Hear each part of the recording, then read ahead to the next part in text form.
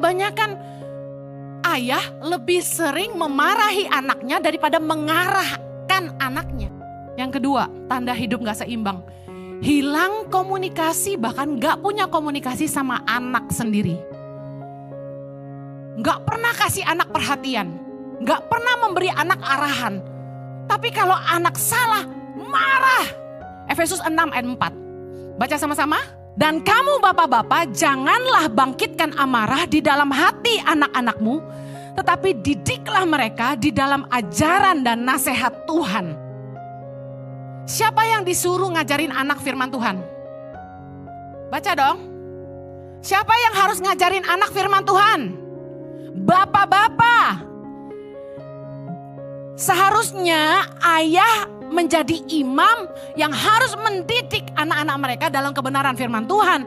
Tapi kenyataannya banyak suami itu pasif di rumah dan lebih menyerahkan tugas ngedidik anak ke istri. Alasannya apa? Gua harus kerja. Zaman sekarang kan istri juga kerja, bos. Banyak suami yang berpikir tugas mendidik anak adalah mama. Tugas suami kerja. Seringkali jadi pasif banget dan semua keputusan diserahkan sama istrinya. Dari mulai genteng bocor, keran mampet, sampai AC rusak. Untung kita tuh perempuan perkasa. Bisa segalanya gitu ya. Saya kasih tahu, kenapa istri gak respect sama suami? Seringkali karena ini. Gak mau tahu. Gue udah kerja, lu urus semua. Tapi begitu anaknya salah, istri dimarahin. Lu gak becus ngedidik anak lu. Lu manjain anak sih lu, nah gitu. Padahal jelas firman Tuhan berkata, bapak-bapak yang harus ngedidik anak firman Tuhan. Kebanyakan ayah lebih sering memarahi anaknya daripada mengarahkan anaknya. Amsal 4 ayat 1. Dengarkanlah hai anak-anak, didikan seorang ayah. Dan perhatikanlah supaya engkau beroleh pengertian. Anak-anak disuruh ngedengar didikan siapa? Ayah. Didikan ayahlah yang memberikan pengertian. You know why? Karena laki-laki itu berpikir dengan logika dan data. Suami saya kalau udah tanya saya, duit habis kemana sih? Bukti-bukti pengeluaran saya keluarin. Nih, kartu kredit kamu. Gitu.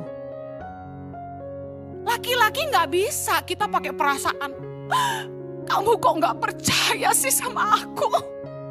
Aku terluka. Aku merasa tidak dipercaya dan direndahkan gitu. Gak bisa, laki-laki itu butuh data. Laki-laki itu mikir pakai logika, jangan pakai perasaan kalau sama laki-laki. Sakit hati kamu. Think the way men think. Jadi kenapa anak itu kalau bapaknya yang ngajar, anak jadi ngerti?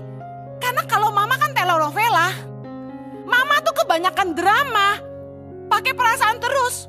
Mama merasa kamu. Mama merasa papa. Ini ya pelajaran penting ya.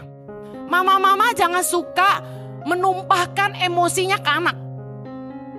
Kesel sama suami ceritanya ke anak. Anak terluka. Karena anak itu penting punya respect figur papahnya. Gimana perasaan anak ketika sosok ayah yang harusnya dia hormati dihancurkan sama mamanya sendiri. Istri-istri paling gak boleh jelekin suami ke anak.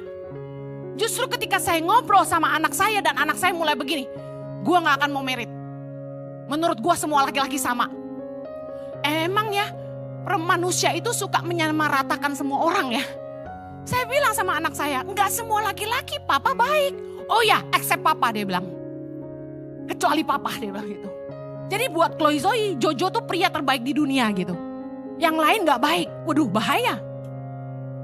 Jadi kita perlu figur ayah dalam mendidik anak-anak kita. Yang namanya kepala itu pemimpin. Pemimpin artinya memberi arah.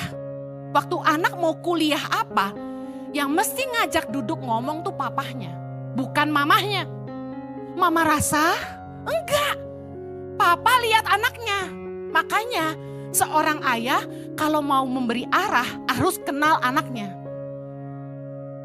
Didikan seorang ayah itulah yang memberikan pengertian sama anaknya. Tugas mama apa Bu Heni?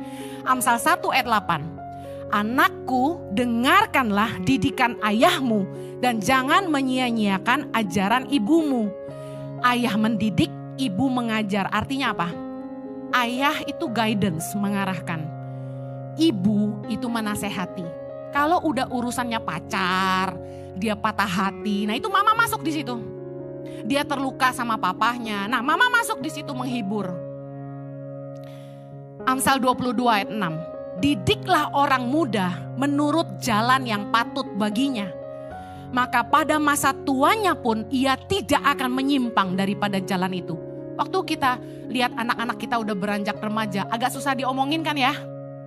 Tapi dengar, jangan putus asa. Terus tanamkan nilai-nilai kebenaran. Percayalah, firman Tuhan itu rema.